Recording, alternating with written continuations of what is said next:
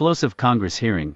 Pam Bondi defends masked ICE agents amid Epstein scandal. Senator Gary Peters wasted no time. In that tense hearing, he went straight for the issue many Americans have been whispering about, but few have dared to confront publicly. Why are federal agents allowed to operate in American streets with their faces covered, no badges, and no visible identification? His question cut through the usual political theater, because if the public can't even tell whether the person grabbing them is law enforcement or a criminal in disguise, what does that say about accountability in this country? Pam Bondi, the Attorney General, leaned on a familiar defense. She explained that agents are being doxxed, their families are harassed, their personal safety is under threat. And while that's true, doxing is a serious danger. Peters made it clear that the solution can't be hiding every face behind a mask. Are covering their faces to protect themselves from being doxxed. And certainly I fully understand those concerns and I appreciate those concerns, and I think they're real concerns.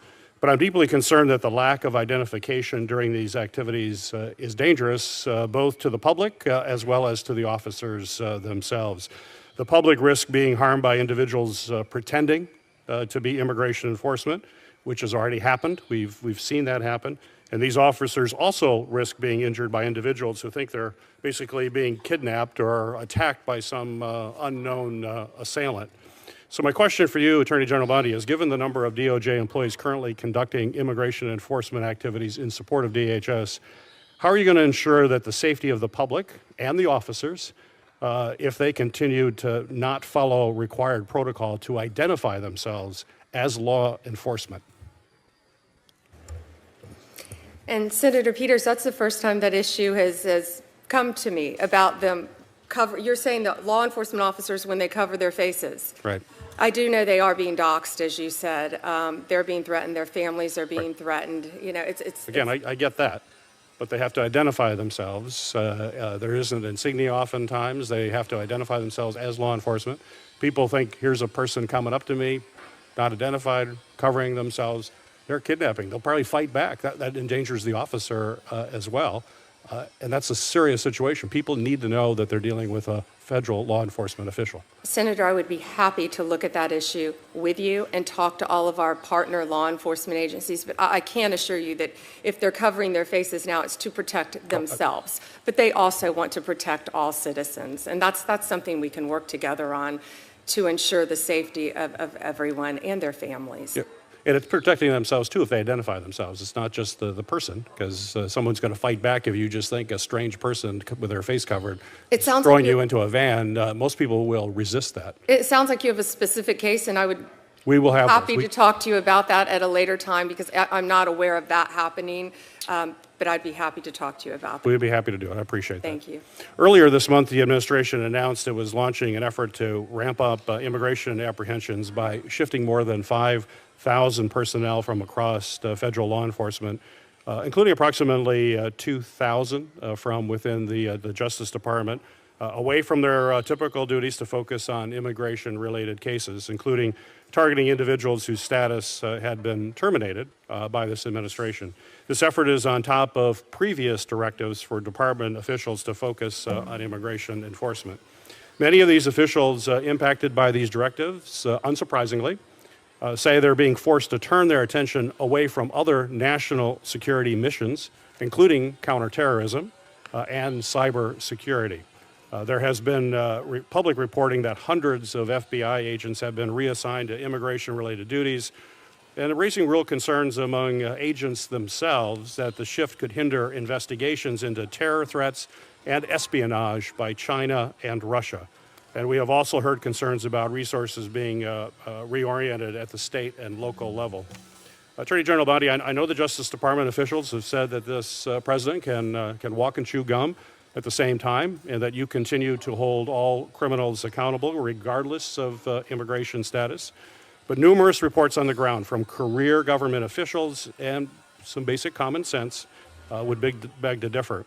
Given the attacks on Iran over the weekend, this issue has become even more salient, with threats from terrorists inspired by Iran, cyber attacks, often by Iran itself, or additional efforts by that regime to go after government leaders.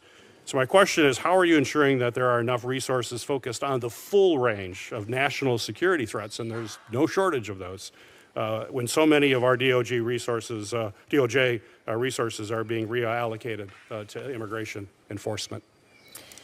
I talk to Director Patel or Deputy Director Bongino 7 days a week. I speak to my National Security Division. We meet every single day. Emil Bovey, who's currently with us, is doing an incredible job in the national security space as well, helping us. We are doing everything. We are using our resources on all fronts. And when you say immigration, immigration is going hand in hand with the people who have come into our country through our borders. I think just over 1,500 illegal aliens from Iran are here. Chinese individuals, Russian individuals, people from every country. That goes hand in hand with immigration, identifying them, finding them, and getting them out of our country.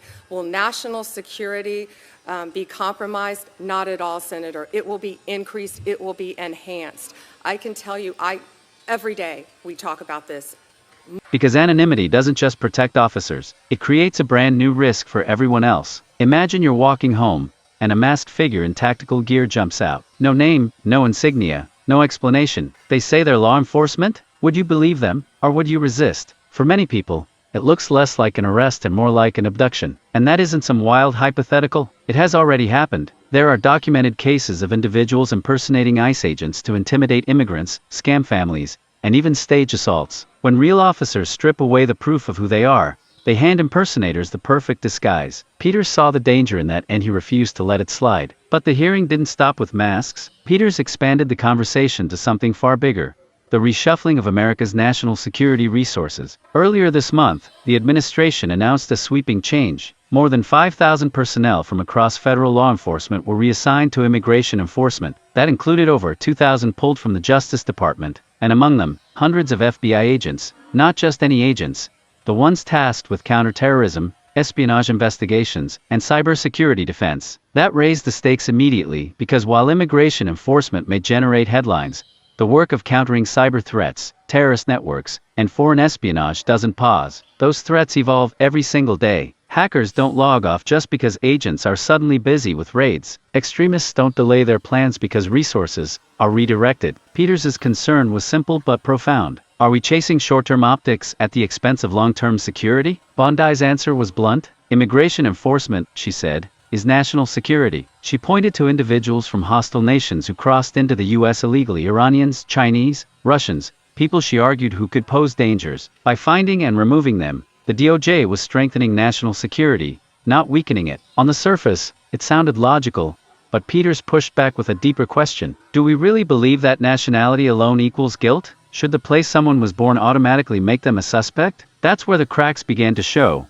because while headlines focus on border crossers, the most dangerous threats often don't cross a border at all. Cyber attacks can be launched from behind a computer screen anywhere in the world. Domestic extremists can radicalize online without ever leaving their hometowns. Predators and traffickers operate in hidden online markets, targeting the vulnerable while staying invisible. Those are the missions FBI agents and analysts were handling until they were pulled away for immigration raids. And when those investigations stall, it isn't just bureaucracy that suffers, it's public safety. Peters' concern wasn't just theoretical. He connected it to recent events: threats from Iran, cyber intrusions targeting U.S. infrastructure, and espionage attempts by foreign actors. He warned that by weakening specialized teams, the U.S. could be exposing itself at the worst possible moment. Yet Bondi insisted the DOJ was capable of handling both. She emphasized that she spoke daily with her national security team, that the FBI had set up new 24/7 centers across the country, and that no threat was being ignored. Her confidence was unwavering, but the doubts lingered, because even if meetings are happening and centers are staffed, the math doesn't change. Every agent assigned to an immigration case is one less agent tracking a terror cell. Every analyst diverted from cybersecurity is one less defending hospitals, banks, and government networks. And every dramatic raid broadcast on the evening news comes at a cost that the public rarely sees. It's not just about reallocating resources, it's about redefining priorities. And that's where Peter's question about masks connects back to the bigger picture. Transparency and trust aren't just ideals, they're necessities. Law enforcement works because people believe in its legitimacy: a badge, a name, an insignia. Those aren't details, they're proof that power is being exercised under the rule of law. Strip that away and what's left? Fear, suspicion, chaos. If you can't tell whether the person in front of you is a real officer or an impersonator, you don't feel protected. You feel hunted, and fear weaponized in the name of safety isn't justice, it's control. Bondi tried to reassure Peters that the system was intact. She invited him to see the FBI's new centers, promised that cyber threats were still being tracked, and argued that immigration enforcement and national security go hand in hand. But no matter how detailed her answers, the core question remained: is America safer when resources are spread thin and transparency is treated as optional? Or are we just pretending to be safe while the real dangers quietly grow stronger? Because let's be honest, masked raids make for striking images. They look tough, they play well on TV, but they don't stop hackers from breaking into networks. They don't dismantle terrorist plots brewing online.